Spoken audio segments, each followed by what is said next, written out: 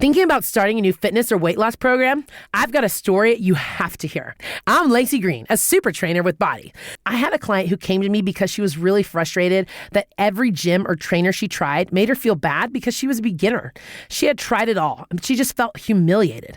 And that's when we started working together, and I took her through my 3-week program called For Beginners Only.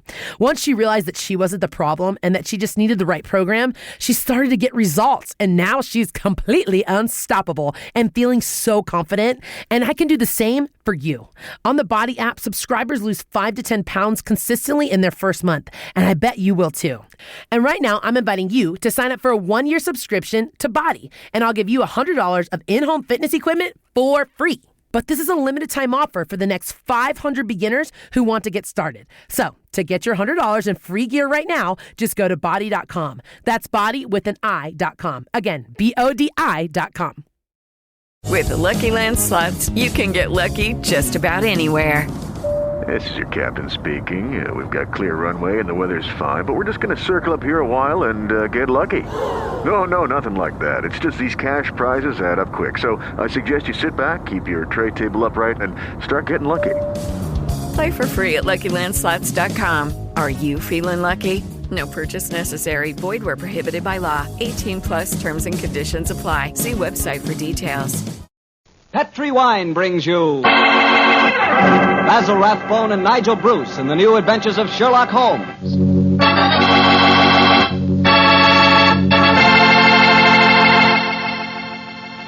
The Petri family, the family that took time to bring you good wine, invite you to listen to Dr. Watson tell us another exciting adventure he shared with his old friend, that master detective, Sherlock Holmes. And I'd like to ask you a short, simple question. Have you ever tried a glass of sherry before dinner? If you haven't, you'll never know what you're missing till you do. And make that sherry Petri California Sherry. Because Petri Sherry is the best beginning a good meal ever had. Just hold a glass of Petri Sherry to the light. Look at its wonderful, clear amber color. Now just get a whiff of that aroma. Bouquet, the experts call it. I'm telling you, you can just smell those big, luscious grapes. Now, best of all, taste your Petri Sherry. Sip it. Sip it slowly so you don't miss one single drop of this truly delicious wine. Yes, without a doubt, Petri Sherry is good wine. Oh, and incidentally, Petri makes 2 kinds of sherry. Regular sherry and Petri Pale Dry. Both are fine. And if you're not sure which you might like best, do what I do. Don't buy one, buy 2. Try them both. And serve them proudly, because the name Petri is the proudest name in the history of American wines.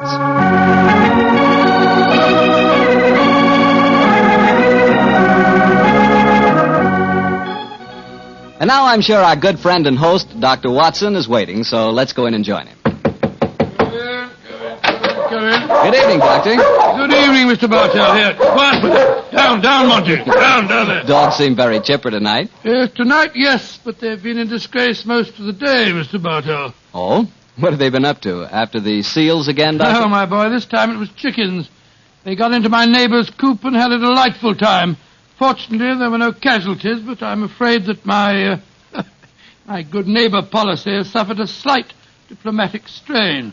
But you've come here to listen to Sherlock Holmes' adventures, not those of my dog, so draw up your usual chair and make yourself comfortable, and I'll get on with tonight's story. Last week, Doctor, you told us it was a case in which Sherlock Holmes found the solution without ever meeting any of the suspects. That's quite correct, Mr. Bartell. As remarkable an exhibition of long-distance detection as I ever recall. But judge the story for yourself, my boy. It was in the autumn of 1903, and Sherlock Holmes was about to retire to his bee farm on the Sussex Downs. I must confess, Mr. Bartell, that my heart was heavy during those last few weeks we spent at Baker Street.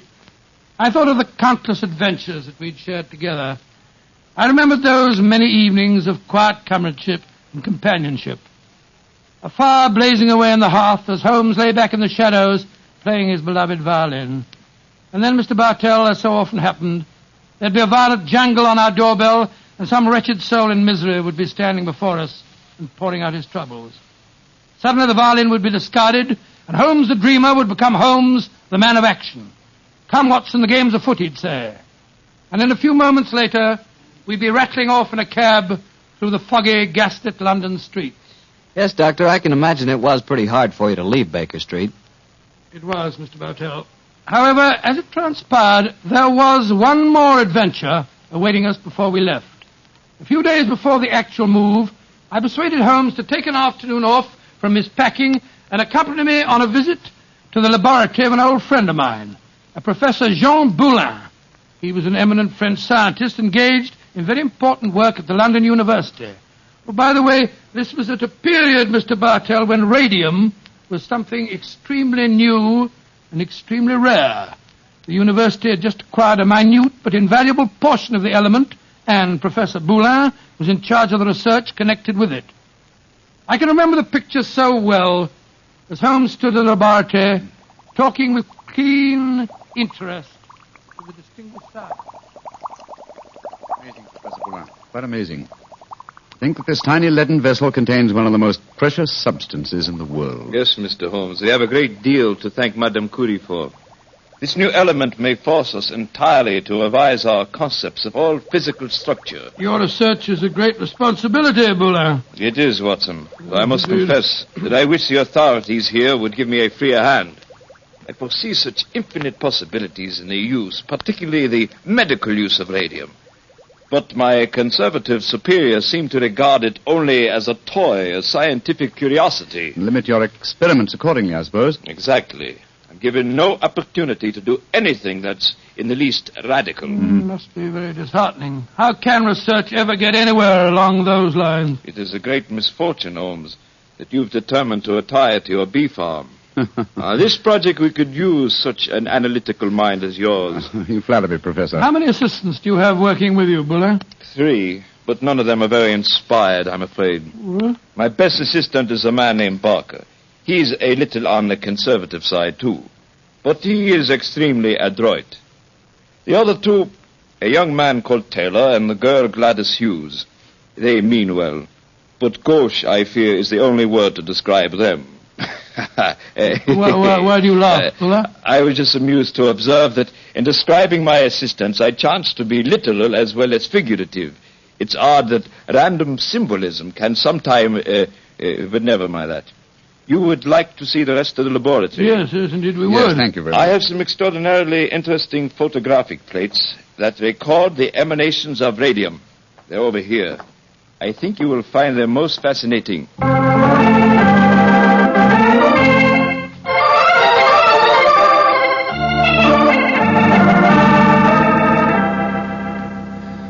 Baker Street, particularly when our rooms are full of packing cases, seems rather drab after the scientific stimulations of Professor Boulin's laboratory, doesn't it, old chap? Yes, it seemed drab even if we hadn't been to see him.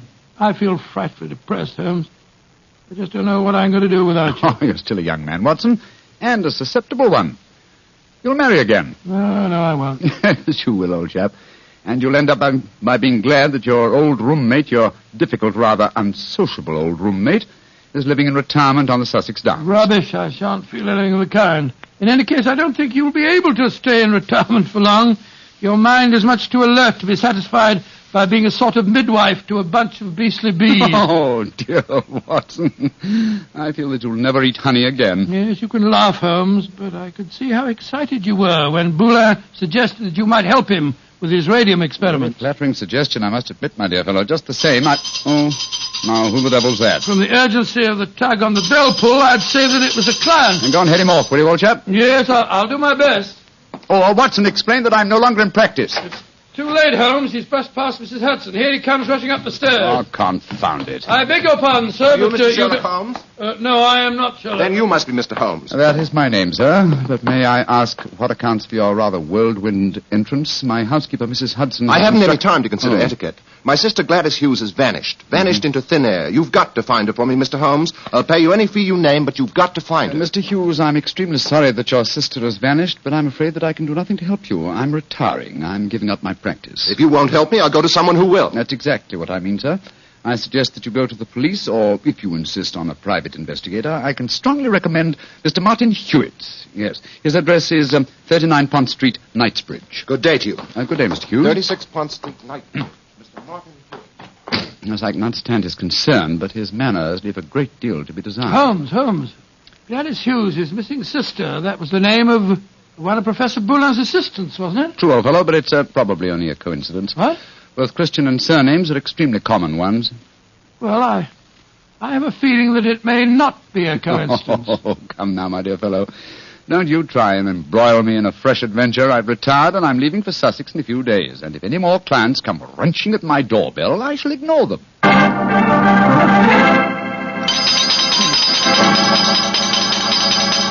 But, Mr. Holmes, you've got to help me. My son, Geoffrey Barker, has disappeared. I'm sorry, Mrs. Barker, but I'm afraid I'm... Holmes, Geoffrey Barker was the name of Professor Boulin's chief assistant. Watson, please believe me when I say that I'm not to be inveigled into any further...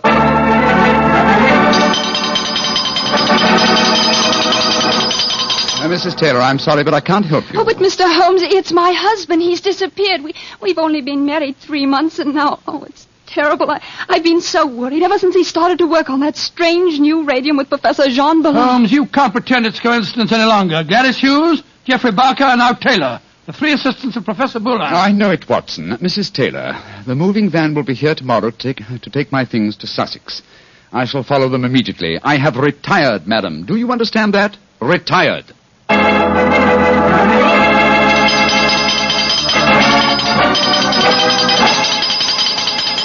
Yes, another telegram for you, Holmes. That'll be the 4th today. Why won't Scotland Yard leave me alone? Well, it's a pretty strange business. 3 people engaged in research of this new element radium have all disappeared within 48 hours.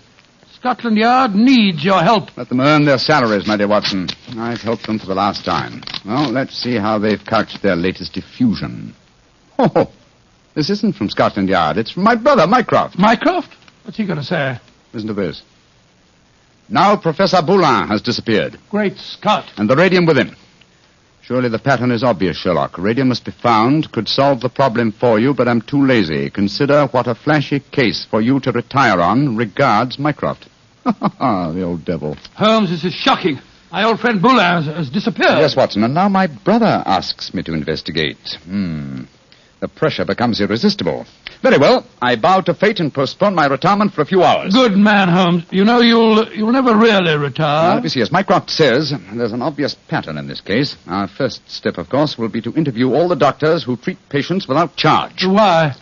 Well, surely that's obvious. Well, it isn't at all obvious to me. I don't know why you always leave me in the dark. Well, what makes you laugh? Being left in the dark, it's just like the old times, isn't it, Holmes? Come on, old fellow, let's go. The game's afoot.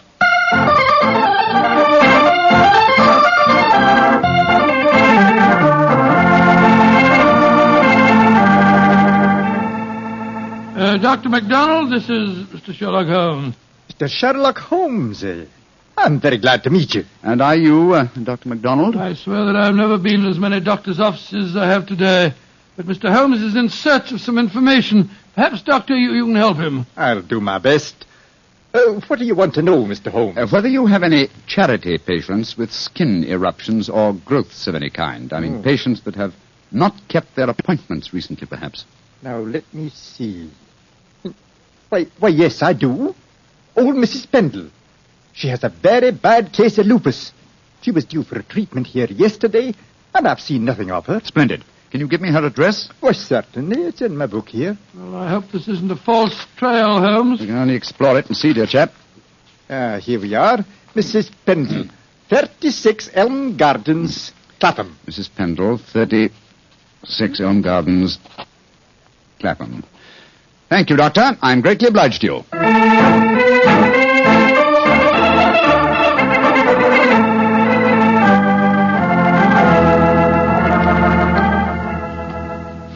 Getting restless, Watson? Yes, I am a little. We've been waiting outside Mrs. Pendle's house for over an hour. Why don't we knock on the door and see if she's at home? Oh, no, my dear chap. We mustn't frighten her. I hope that she's going to lead us to our quarry. You see... Shh. Front door's opening. A woman's coming out. Yes, it's Mrs. Pendle, beyond doubt. Look at that bandage around the upper part of her face. Yeah, hello, she's turning down the street.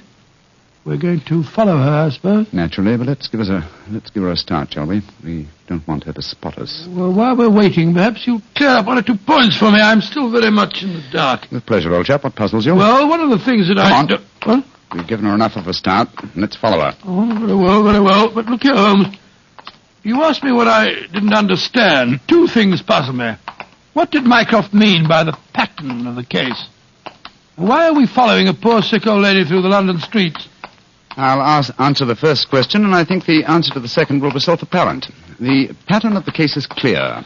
Professor Boulin and his 3 assistants have vanished together with the radium, but their disappearances were not simultaneous. Had they been so, it would have been a transparent case of theft. But with the disappearances gradual rather than simultaneous, the emphasis has been subtly shifted. Yes, I can see that, Holmes, but what do you suppose is at the back of the whole business? Can't be a simple case of theft. Radium is enormously valuable, but it'd be hard stuff to sell again. Not to an unscrupulous criminal with a knowledge of medicine, Watson. My own theory, and I admit at the moment that it's purely a theory, is that Professor Boulin was worried because he was so hampered in his research.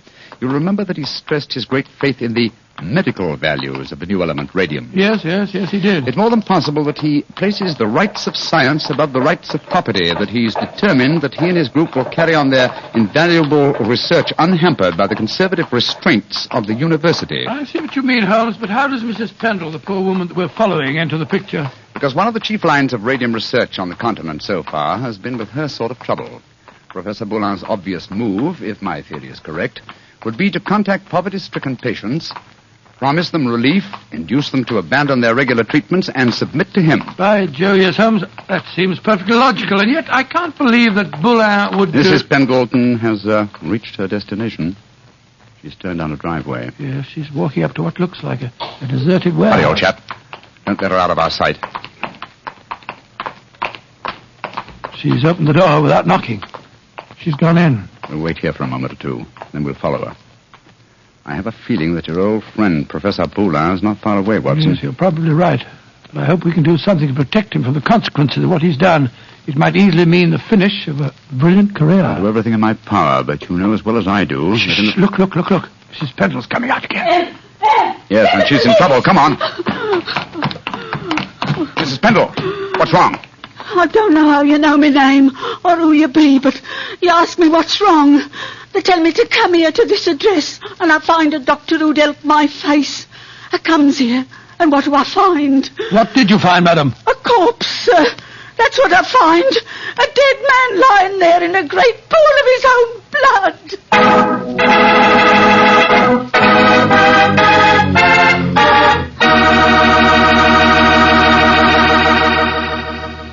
You'll hear the rest of Dr. Watson's story in just a second.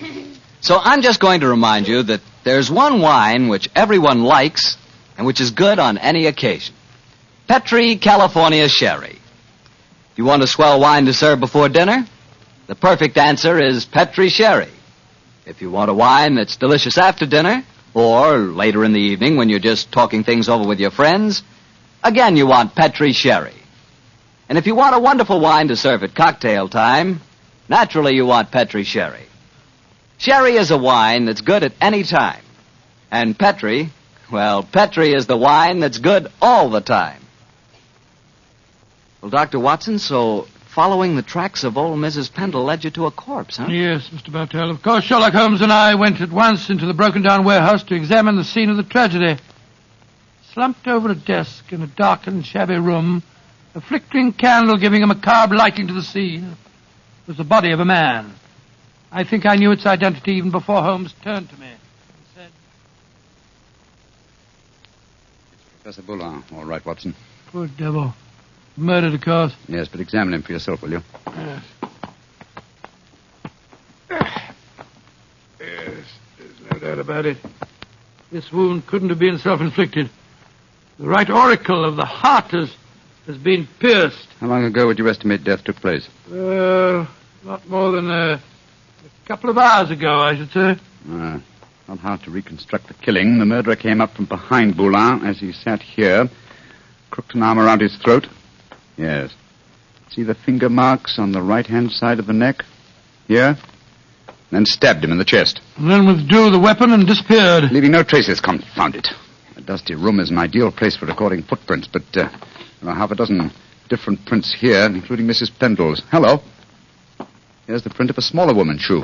Well, must be that of Gladys Hughes, his assistant. Undoubtedly, but that really proves nothing except that she was here with him. A fact that we were convinced of anyway. Question is... Come on. Let's go outside and talk to Mrs. Pendle again. Poor old Boulin. What a shocking way to die. And what a great loss to science. I suppose the murderer must have stolen the radium. We found no trace of it in there. Undoubtedly, the possession of the radium was the motive for the murder. Mrs. Pendle. The poor man is dead, ain't he, sir? I'm afraid so, madam. I knew it. I never should have come here. I never should have left Dr. MacDonald. Mrs. Pendle, let me ask you a question. I can't be answering no questions, sir. I don't know nothing about how the poor soul got himself murdered. What would a poor woman like me know about such things? No, my good woman. My friend isn't suggesting at all that you know anything about the murder. Then what do you want to know, sir? Who told you to come to this address today, Mrs. Pendle? A young lady. Nice young lady she was, too. She met me coming out of Dr. MacDonald's yesterday and told me that if I come here today, I'd find a doctor who could cure me. That was obviously Miss Hughes. Holmes, I believe that your theory was right. Come on, Mrs. Pendle. We'll escort you to the nearest police station where you can report the murder. Yes, sir. And then, Watson, we must keep on the track of the radium. That, perhaps, is more important than any life. Well, how are we going to do that? We haven't a clue to go on. Remember that Professor Boulin's 3 assistants are still missing. We must go to the homes of each of them and see what can be found out. Mr. Hughes, you must realize by now that your sister's disappearance is part of something vastly more significant than you think. I must ask you in the My first... sister didn't disappear, Mr. What do you mean, sir? You came to us and said that she had. Oh, it was all a mistake, gentlemen. She came back today. She'd just been down to the seaside for a short rest, and she'd forgotten to let me know. I'm sorry to have bothered you. May I see your sister at once, please? I'm sorry, Mr. Holmes, but she's out just now. I don't know where she's gone or what time she'll be back. Mrs. Barker, I've come to you about your son's disappearance. I'm afraid that... but my son didn't disappear, Mr. Holmes. It was all a misunderstanding. He came home today. Then may we speak to him, please, Mrs. Barker? Oh, I'm afraid that's impossible. You see, he just... Mrs. Taylor, I want to talk to you about your husband's disappearance. Oh, that. He came home this afternoon, Mr. Holmes. At first I was so suspicious, but when he explained, well, I'm sure you know how it is in the first few months of marriage, those little tips.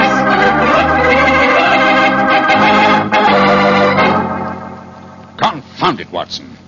We're no nearer the solution. And meanwhile, here we are back in Baker Street to find that the moving van has taken all your things off to Sussex. Perhaps you should give up the case, Holmes, and follow them. Close my career on a note of failure? No, my dear fellow. I shall not leave London until this problem is solved. Oh, in that case, I'll sit down. Looks to me as if it may prove a lengthy wait. I've rarely felt more frustrated, Watson. All 3 vanished technicians home safely with plausible stories, or at least plausible alibis. And poor Boulin murdered, the radium stolen. Well, I must say it makes no sense to me. But it must make sense. The pattern was well enough to find in the beginning. It's just a question of finding the right key. In a way, it's clear enough what's happened. One of the 3 assistants, placing the financial value of radium above its value to science, murdered Boulin to obtain the prize. The other 2, fearing that their complicity in the original plot would involve them as accomplices in murder, ran home and established an alibi. And the murderer did the same thing, for it's obvious one of the 3 must be the killer and the thief. Yes, the question is, which one of the 3 is the culprit? If only poor Boulin were alive, he could help us. My dear chap, if Boulin were alive, there would be no murderer. Oh, of course it would.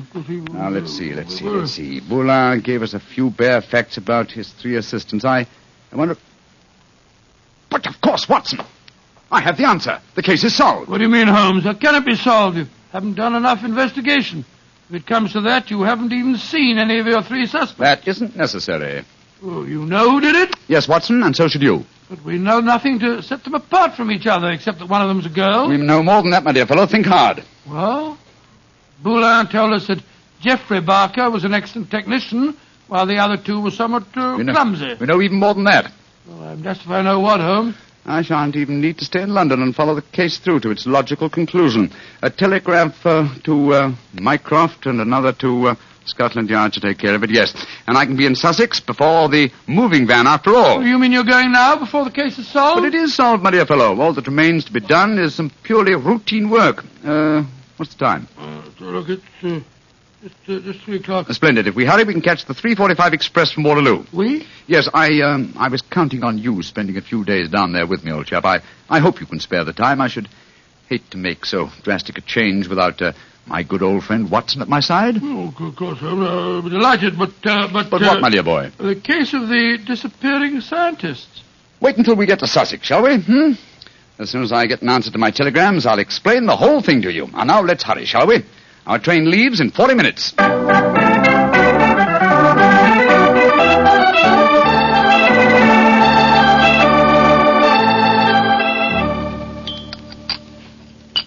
More tea, Watson? Thanks, old boy. Peaceful down here, isn't it? Extremely. At the moment, I must confess, I find it rather nerve-wracking. Oh, why? Well, you know why, Holmes. I want you to open that telegram and tell me if your solution to the Boulin case was the correct one. Very well, my dear chap. Let's see. What is it? It's from Mycroft. Listen. Murderer arrested and radium recovered. Well done, Sherlock, though you took longer than I expected. Regards, Mycroft. Congratulations, Holmes. And now perhaps you'll condescend to tell me how you solved it. Don't be angry with me, old chap. I only wanted to make sure that my solution was correct. You remember the nature of the fatal wound on Boulin's body? Of course. He'd been stabbed through the right auricle of the heart. From behind, proving that the murderer was clearly right-handed. Oh, what does that signify? Almost everybody's right-handed. Oh, no, not in this case. If you recall, Professor Boulin said that Geoffrey Barker was adroit, while his other 2 assistants were gauche. Then he laughed because he said his remark was true both literally and figuratively. I still don't see what I was talking about. Oh, come now, Watson, come. Gauche. Think of the origin of the word adroit. Ardois. Droit is the French word for right. And gauche is the word for left. Meaning the 2 gauche assistants were left-handed, and therefore only the adroit, the right-handed Barker, could have inflicted the fatal wound. I see it now, Holmes. You know, if you'd remembered that mark of Boulin's at the time we found his body, you could have solved the case much sooner. That's true, old fellow, very true. And when my old friend Watson points out that my memory is failing and my mind sluggish, then I know that my retirement has been postponed for far too long.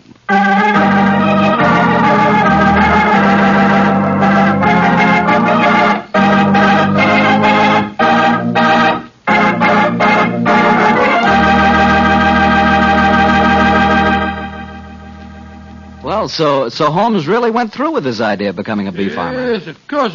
It became one of his favorite hobbies. Do you know anything about the raising of bees? Oh, nothing at all. The only connection I've ever had with bees was very remote. Once I had the hives. Once you had the... Oh, no, Mr. Barker. Oh, yes, Dr. Watson. But seriously, I do know one thing about bees. Even when you know all about them, you're apt to get stung. That's true enough. So I'll make my hobby Petri wine.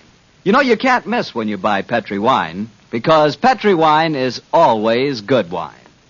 The Petri family has been making fine wine for generations. In fact, they started way back in the 1800s. And they've handed on down from father to son, the knowledge and experience absolutely essential to the making of truly fine wine. And since the making of Petri wine is a family affair, you can be sure that the name Petri means something on a bottle of wine. Those letters Petri are more than a trademark. They're the personal assurance of the Petri family that every drop of Petri wine is good wine. So when you buy wine of any type, you can put your faith in the Petri label, because Petri took time to bring you good wine. Well, Dr. Watson, what new Sherlock Holmes story are you going to tell us next week? Well, now let me see. Next week, Mr. Bartell, I'm going to tell you about one of the weirdest adventures that Holmes and I ever had. It concerns a haunted chapel in the wilds of Cornwall, strange organ music that played at midnight, and the headless ghost of a murdered monk.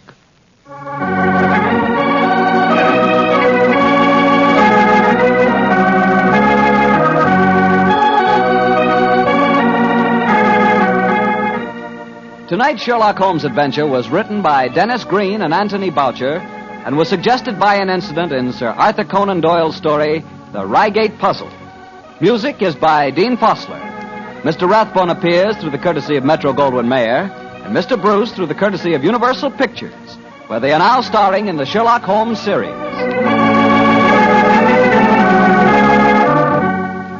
The Petri Wine Company of San Francisco, California, invites you to tune in again next week, same time, same station. Sherlock Holmes comes to you from our Hollywood studios.